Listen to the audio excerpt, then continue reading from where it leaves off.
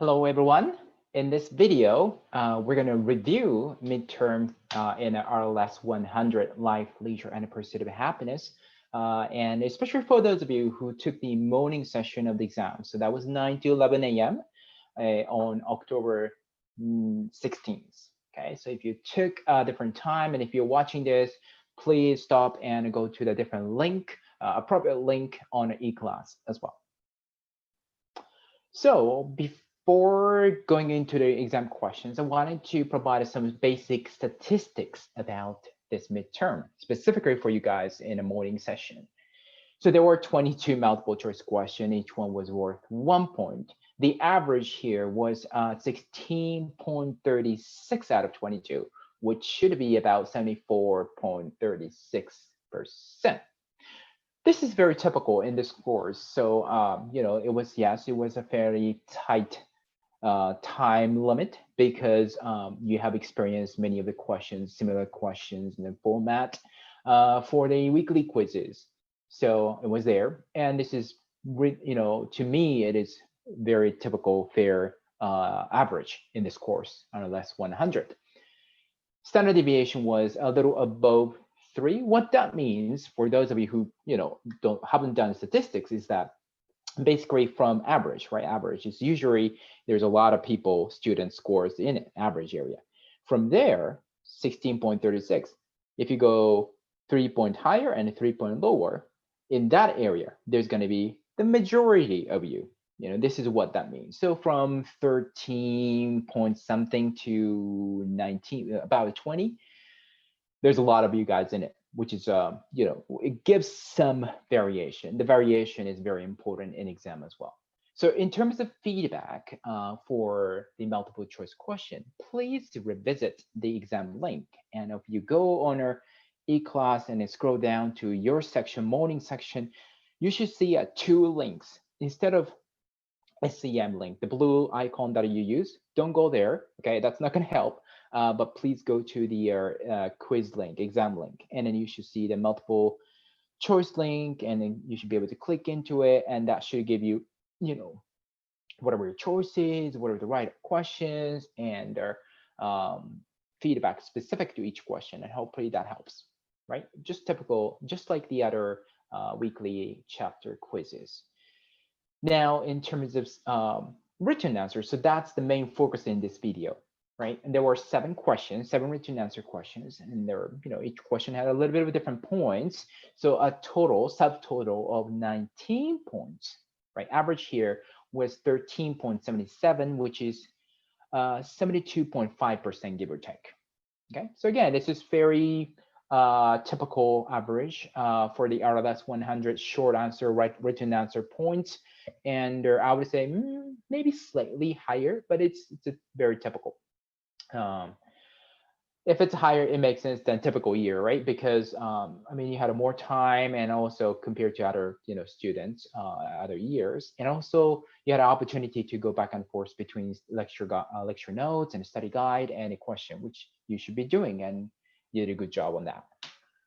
Now, standard deviation here is again 3.6 or so, so that's the basically same idea from average, 3.6 higher and lower in that range, right? About 7.2 range. You're gonna, there's a lot of majority of you guys are in there. So if you did not, again, if you can go to e-class and you can see our written answer link, right? You can click into it and you can see each, how many points you got for each questions, where you might have lost a bit of, where you might have got some partial marks instead of full mark. So if you got partial marks, you should have received some quick feedback as to why, what was missing, type of things. If you got a full mark, we're like, excellent, we moved on because we had to, mark really quick. So there was that. And that should help. But also for the rest of this video, I'm going to be talking about some of the model answers and the key points, so that will also help you as to what questions were, what those questions were asking and what should count as a point. Now, if you pull them together, multiple choice and written answer, there's going to be a total of 41 points, right? And average is 30.15, which is 73.5%. So it's, really, again, it's a very typical average. And with everything else going on, COVID and all, I think you did a good job on that because it's a stressful time for all of us, right? Standard deviation 6, again, that's, I just talked about what that means. So if you want to study a little bit of statistics, that's there. And this is score range kind of breakdown, right? Distribute, what we call distribution. You can see, put it into graph too, but in this way you can see a little more clear exact numbers. So 41 to 39 or so, that's basically up like 95% or above, I think, give or take. There's 2 of you. That's excellent. Almost 1%, almost aced this. That's excellent performance. I mean, excellent indication of learning, and I'm very glad to see that. But also 7 people are in a 19, lower 90, 90 to 94.99 kind of range. That's really good. So about 9 of you guys in the 90s range. That's great. And there are 21 of you actually in upper 80 range and 17. So there's a chunk of you guys, a lot of you guys in there. So you're doing really great job. In total, let's say 45 to 50 of you guys are actually 80% or above. Very good job. And from there, about 70%, there's 13 and 19 of you guys, and 60 percentile, there's 13 and 7. So that's 20 of you guys. And then below there, 50 percentile, we have a 14, 8 and 6, so 14 of you. And below 20.5, that means below 50%, we have 7. There are 7 of you guys. So some of you are very close to 20.5. So it does not necessarily, in this course, getting this score does not automatically mean that you're not getting a credit or anything. It does not. But of course, we have to work on this immediately. So if you're in here, please reach out to me, send me email, and we can set up individual meetings, and we can talk about, many things, like how you have so far taken notes and how you have prepared for the midterm, how did you use study guide, and we can strategize. I can provide some individual tips. We actually did, some of you guys actually reached out to me in terms of weekly quiz, and some of you, we did this kind of individual tutoring session, and some of you found that very helpful, and some of you reported back to me that your quiz points were improving. So this may work. So please reach out to me if you're around this. And of course, you don't have to be, this extends to everybody who is watching this video. So it doesn't have to be, you don't have to be in this category, but you can be anywhere. You're in 80, you want to, hoping to push that to 90s, and you want to get some consultation with me. That's totally fine, and we can totally do that. So basically, reach out to me, and we can work on that. And please do so earlier, right? Rather than like 2 days before the final exam, because then there aren't many things we can do. So now we have we have a fair amount of time with which we can do things differently, okay? So let's get to the written answers and model questions and key points. The first written question was this. Dewar et al., so that was the study about music, lyrics, and everything. They found that compared to the 1980s, there were more anti-social themes in today's pop songs lyrics. So I wanted you to describe the findings and key implications of the other study we talked about, Epps and Dixon's 2017, and about rap lyrics today, right? There was that study. So tell me about the findings and what that means. And B, use the other study, Epps and Dixon's findings, to logically argue that Dewar et al.'s findings that, we're getting more antisocial in terms of music, that cannot be overly, generalized. We cannot just say that, oh, that's so true. Maybe not in certain situation. Can you say that based on the other study finding? That's a 2-point question. So the first component, Epps and Dixon, basically what they found. They found that there were more pro-social messages in raps that are shared on a Facebook, social media, than the songs that are made Billboard top 100 list, basically. So here, what's important is that, so 0.5, partial mark for the more pro-social lyrics in the social media side, with specifically Facebook and ad, but it's fine to say social media, okay? Or you can say less antisocial too. That's the flip side of more social, more pro-social. 0.5, another 0.5 points for basically the comparison between, what's, the tendency in the social media Facebook side and also the tendency in billboard. There should be comparison involved, okay? The other question about, okay, so can you use the Epson-Dixon study to say that the DeWall et al.'s findings that we're getting on the social, it's not necessary, we cannot over, generalize.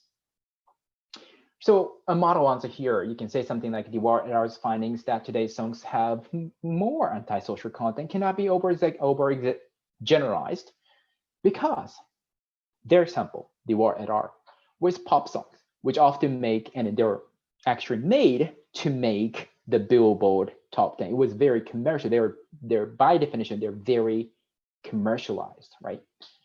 They might not represent all musics that we consume, right? It's just one type of music, songs that we personally value and personally share on, for example, social media, right? But they don't necessarily make those Billboard top 10, may have less antisocial and more pro-social themes. So it may depending on what type of songs that we consume. So the Billboard songs, maybe that's the case, but that's one type. The songs that we maybe personally cherish and share on social media, maybe not. So 0.5 point for the the DeWall et al. Study was based on a commercialized pop song. That's a very important notice. And 0.5 points for half mark for the point that there are trends in a commercialized songs, right? Billboard songs may not, maybe a little different from basically personally valued songs based on, of course, Epson-Dixon's findings. Okay, so there are two studies comparing, very important. Now, return answer 2. First component, explain what the concept of scolae meant. That's a very important concept that we talked about.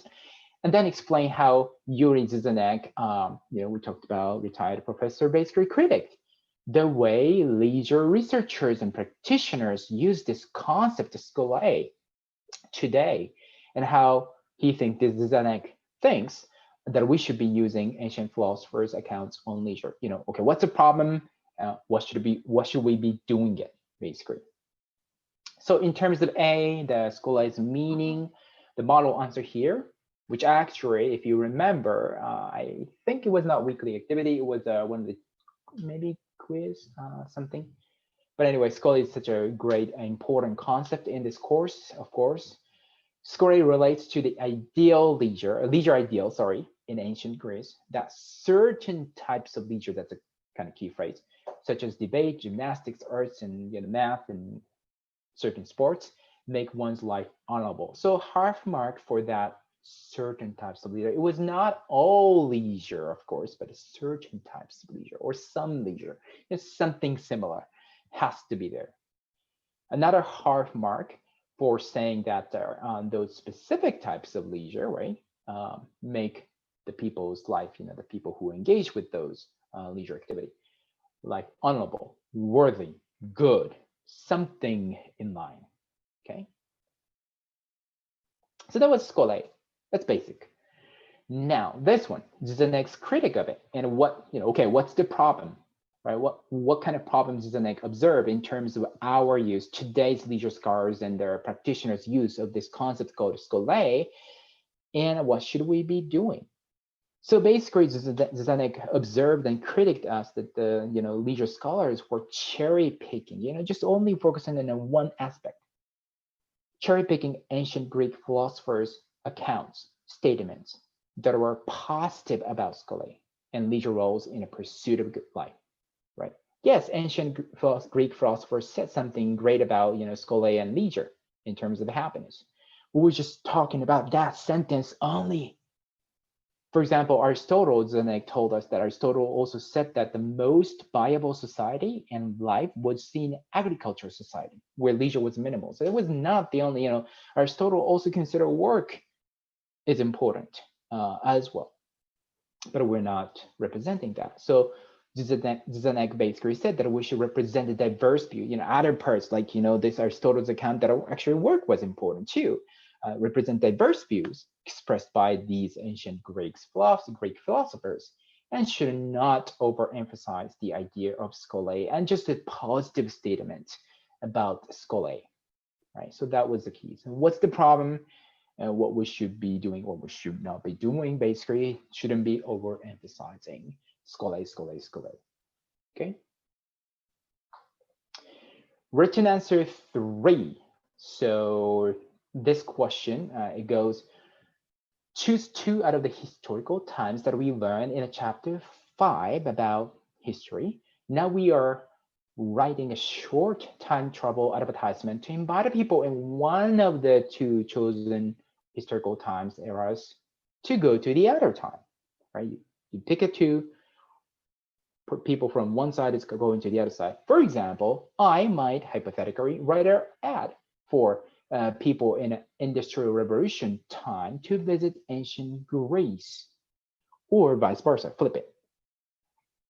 So I wanted to tell a few things. One, you notice probably, many of you, that actually we did this. Well, we did very similar things in a weekly activity posting, sharing the discussion forum thing on eClass. Yes, we did. So when I say that those weekly activity posts are really good opportunity for you to prepare for written answer, I mean it.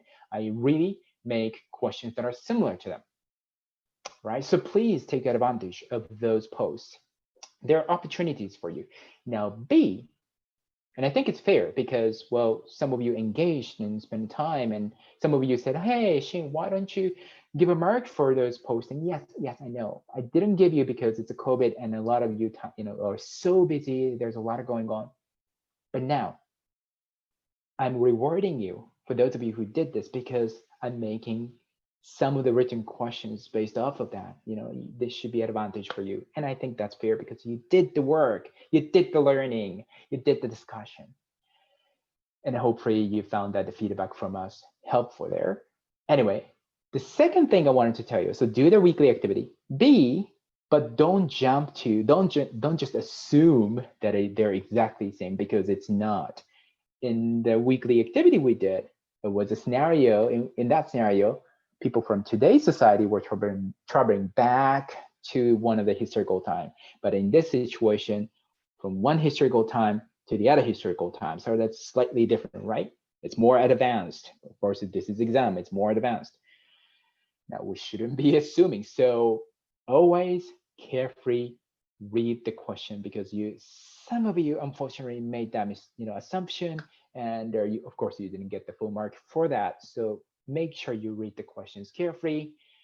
So first question, sub question, write a short travel advertisement with at least 2 main historical facts about leisure in the destination, whichever time they're going to.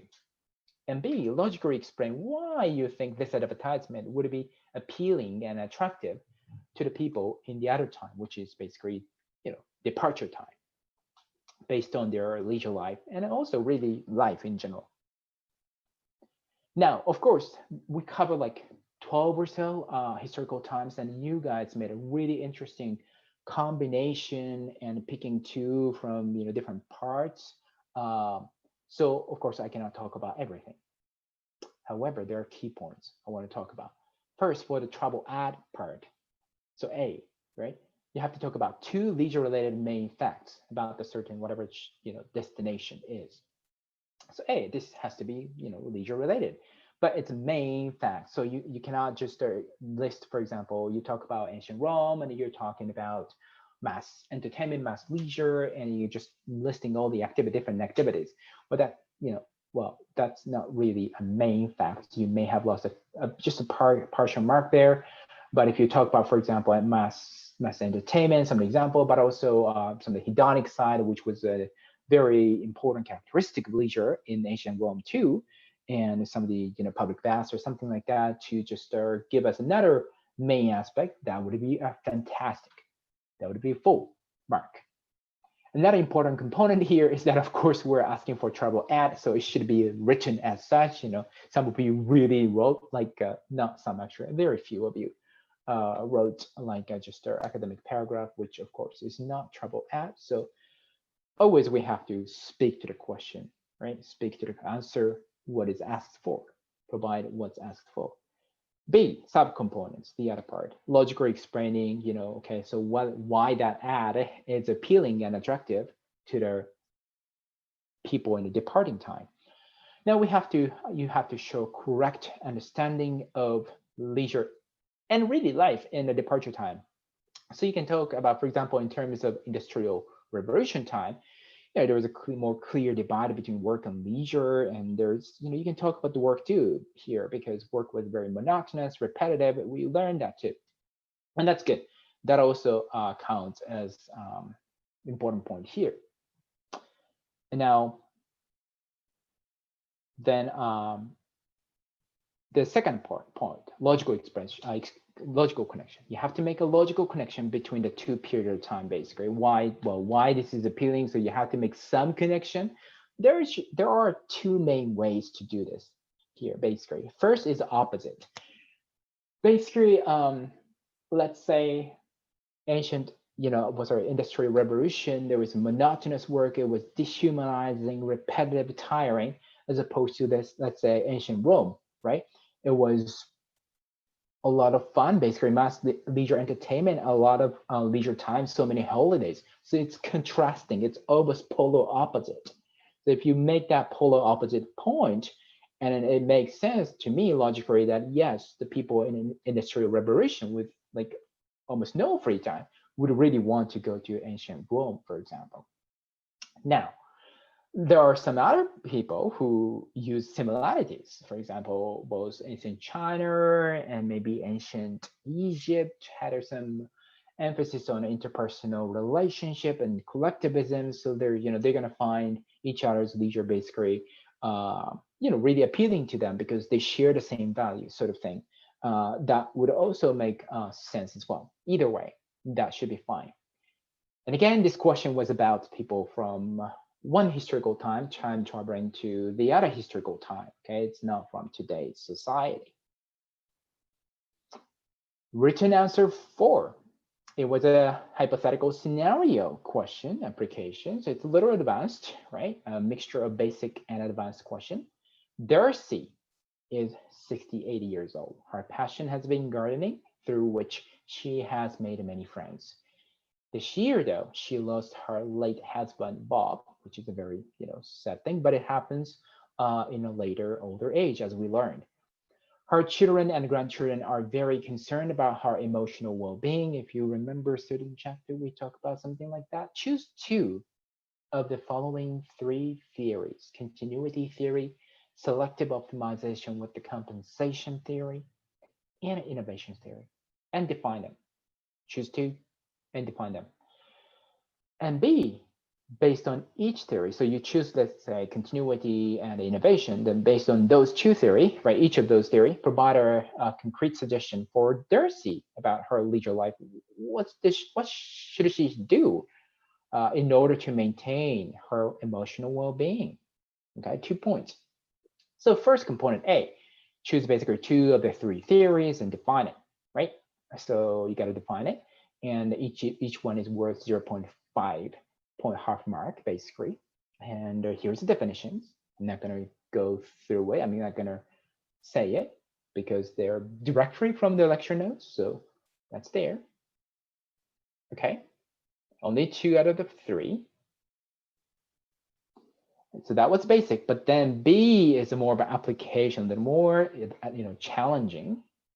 So you're providing basically a suggestion based on whatever the theories you chose. You cannot provide a suggestion based on the theory that you didn't choose in A. Of course, that's not what it's asked for. Okay. And of course, suggestion must be based on Darcy's description, short description that we provided. Okay. So for example, in terms of continuity theory, you may recommend that the Darcy continue gardening because gardening was her big passion, right? That's the logical thing to do. Continue doing it. That's the basic continuity theory. Because we often develop identity, right? Sense of who we are in those continued activity. So tell her that she's a gardener. That's the main, that's who she is basically. So that will potentially help her emotional well-being moving forward. SOC, selective optimization with a compensation. If you're good with it, you may encourage Darcy to reflect upon what are the important things left in her life. Yes, she lost something very important, but what else does she have, right? Probably you'd recommend her to explore leisure activities she can do with her concerned children and grandchildren that are also mentioned in a question and scenario. Probably because she would be emotionally attached to them. I mean, they're family members, right? Another way, this is model answer, so you can go a little different ways, of course, as long as it makes sense in terms of theory. Or maybe you can recommend her to continue the activities she shared with her late husband in a different format, maybe with her kids and grandchildren in a way. So that could be, of course, emotionally meaningful and they're attached, and she must be emotionally attached to those activities as well. So that's another thing. SOC is really kind of limiting repertoire. I mean, they have to limit their repertoire, and when they do that, you have to be selective as to, okay, which one should that person be keeping in terms of leisure, and they should be keeping something to which they are emotionally really attached. The last theory, innovation. And of course, if you have talked about continuity and SOC, you're done, right? But I'm just talking because some of you chose innovation as well. You may recommend that there's to begin totally new leisure activity that are outside of our leisure repertoire right now. And that's what the innovation is, right? So an example here is perhaps she can do family travel, like tourism, traveling with her kids and grandkids. Of course, they're concerned about her, as her leisure has been home-based pretty much.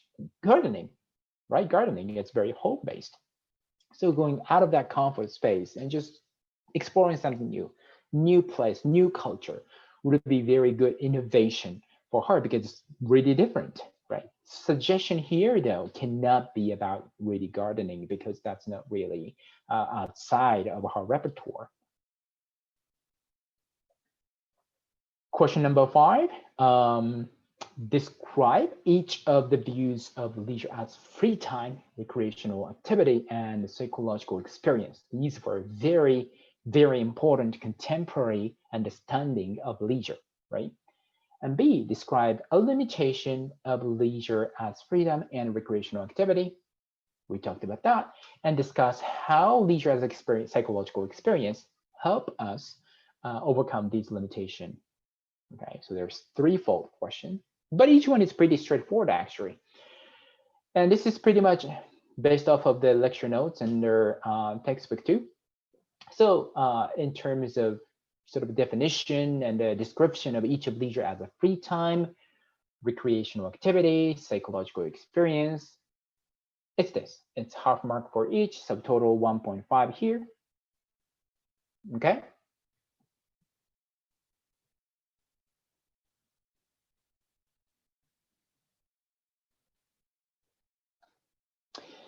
Now, for the second component about limitations of leisure as a free time and a recreational activity.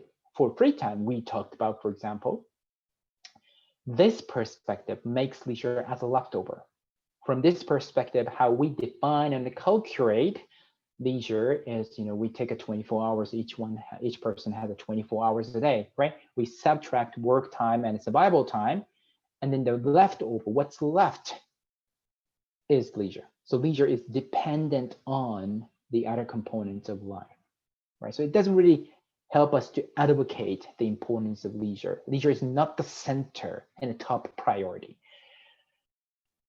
And also free time, leisure as a free time is not really strongly and only barely correlates to happiness level. So that's not really good, especially for this course, leisure and happiness.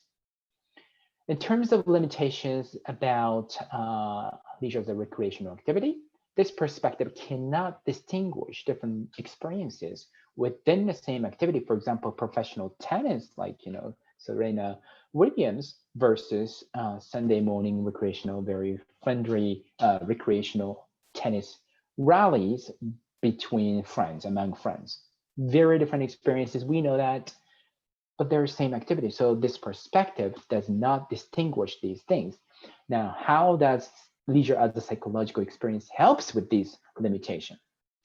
For the free time, leisure as a free time, leisure as a psychological experience such as flow and pure leisure, of course, accentuate, highlights the importance of leisure in life, right? I mean, when you say flow was considered to be by the guy who made this concept, Dr. Csikszentmihalyi. It's the best experience, the most optimal psychological experience.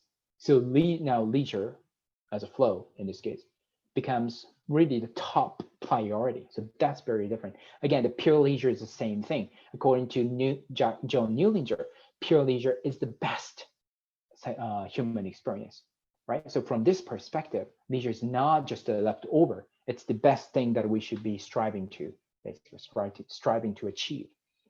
You could also say that leisure as a psychological experience correlates with the happiness more strongly, which actually is true.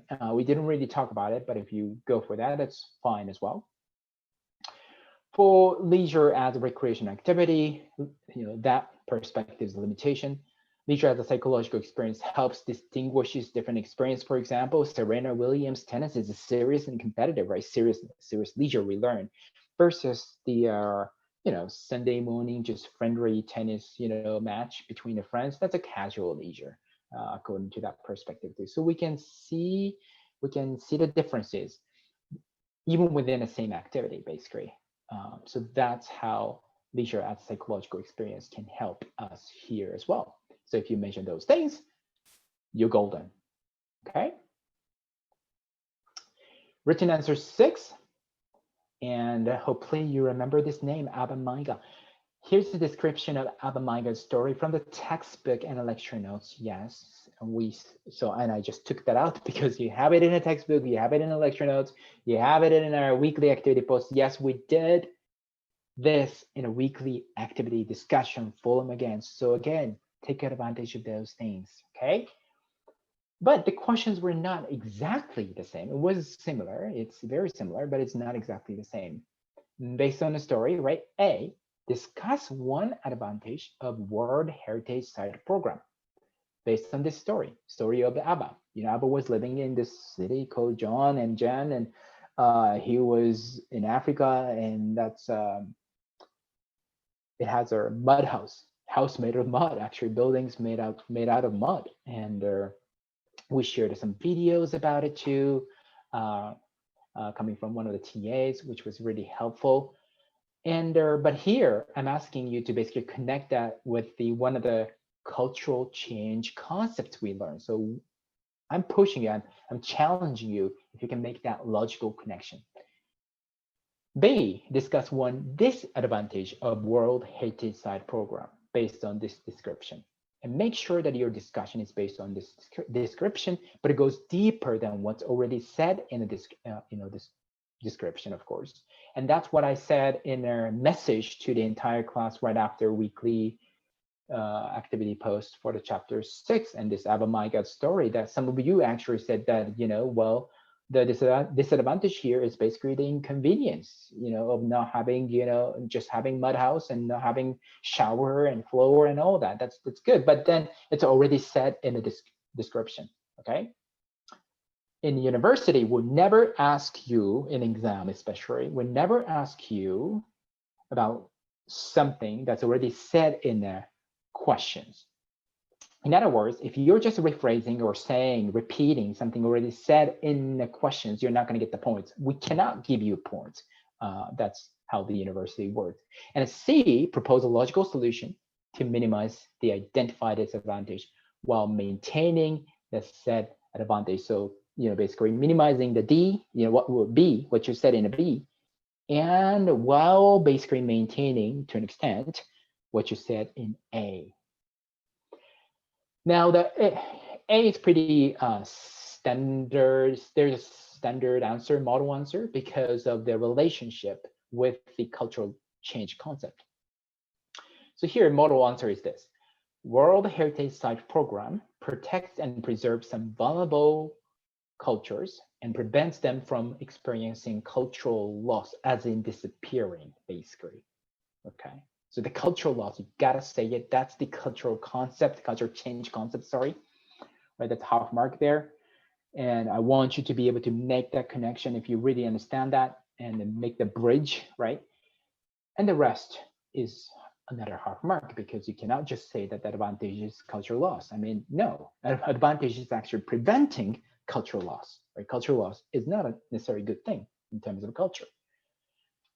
B, disadvantage, is really anything logical here based on the description. But again, it has to be more than what's already said in the description. So you cannot say that, well, the disadvantage here is lack of modality, no shower, no door. That's already said in the description. You cannot just say, for example, tourists are coming and gawking them, looking at them, staring at them. Okay, again, that's in the description. Okay, you gotta go a little deeper. And actually in the message, well, in this question too, but also in a message right after chapter 6 weekly activity, I asked you all to go deeper and I provided you some hint. So model answer, again, it doesn't have to be this, is about the power imbalance regarding keeping certain culture, again, for example, Abba's culture here, the mud house basically, for the sake of tourists, why are we doing this? Because that, tourists can come in and take a look at this quote unquote valuable culture. Well, that's good because it prevents cultural loss. But also we're doing this by sacrificing modernity of, potential possibility to update things and their achieve modernity on Abba's end, right? Sacrificing his opportunity and rights potentially for the sake of basically tourists, right? Who come and look, Cork. And they're mostly coming from different culture, different society, more developed society. So we're already basically making an ethical, committing ethical issue here because we're treating and we're respecting and prioritizing their, opportunity and, rights of these tourists to a certain kind of leisure and cultural learning, and not really protecting, respecting the rights and opportunity of the local people. So that's a big issue that's underlying this description here. Okay. And again, this is model answer, doesn't have to be this per se. Now, C is anything logical in terms of, solution here, but it has to minimize disadvantage. So it has to be related to the B, what you said in the B, while also maintaining the advantage in A. So some of you, for example, said that, let Aber update everything. That's a solution. Now, if you do that, the cultural loss will happen. So we cannot, that will not be that's not what's asked here in a question, right? It's not maintaining the advantage. So that won't work. You wouldn't get the full mark for that. So basically it has to be some type of compromise. Now, written answer 7. Identify one case of racial discrimination in a leisure context that was publicly reported through media. This is exactly what was in it in a study guide, actually. I almost copy and pasted, and I added some specific components here. Briefly describe the case in terms of which racial minority groups are involved, B, what leisure context it was, and C, what discrimination exactly happened, basically. Also, copy the link to the media coverage because it was exam. Some of you found that, were quite wondering if this is okay to Google search if, in terms of the internet use issue on their online exam. So I'm gonna give you some comments on that too, so don't worry about it. But again, if you notice, we also did a weekly activity in chapter 4 related to this issue, racial discrimination in a leisure context. Of course, it wasn't the publicly reported one at that point, so it's not exactly the same, the question. But if I make anything on a weekly activity, that means that I consider them as important topics, right? So you will likely see them in exam one way or another. So in terms of A, specify any racial minority group. Basically, some of you said some of your case were about African Canadian. It could be actually African American too. This actually study guide specified Canada, but this one didn't, and it was intentional because I wanted to make it a little more looser. And that way, you can actually talk about their playing while black, the article that we talked in the lecture. So there is that link too, and some of you noticed that. So that's a good reading of the question and their use of the resources. Some of you talk about Asian Canadian, some of you talk about Indigenous people in Canada, and those are all, of course, good. It has to be specific, right? Specific leisure context. Okay, you cannot just say leisure or recreation because, again, leisure is in it already in the question. So that's not more, specific context here. You're talking about basketball. That's good. The case was about watching TV at home or sleeping at home. Okay, that's good. C, specific discrimination or injustices. So again, if you're just saying discrimination, you're just saying racism, racial profiling, stereotyping. Well, that's not more specific than discrimination per se, which is already in a question. So, for example, please stop them at the gunpoint. For example, that's specific. Okay, certain type of racial slurs were said to a group of people. Again, that's very specific. Very nice. That's good. That's what we're looking for. And then finally, link. Now, for the link, don't worry about it if you don't have it. Most of the cases, I could find, well, some of the cases I could find it based on a description because you drop some names or specific areas or something, specific year or something like that. So I could find it, I could give you points, even though you didn't have the link, which is good. Now, if sometimes I couldn't find it, I left a comment. I should have left comment for here on eClass, after your answer, saying that, hey, I couldn't find the link, but please email your link to me, Shin, right? Once you get this feedback so that I can give you a little further partial mark here too. Okay, so you can do that totally. And of course, that assuming that matches up with your description, because that was specifically asked in the study guide. You should have had some prepare some case, obviously. And we talked about this topic in our chapter, lecture notes, video, and also weekly activities. So I assume that you learn and you have had some case prepared for that as well. Anyway, for the link, you can send it to me. Please do so I can do the update pretty quickly once you see the feedback. Okay, so that's the end of the exam review. And I hope you found these model answers and key points helpful. And if you have any questions, let me know. All right, bye now.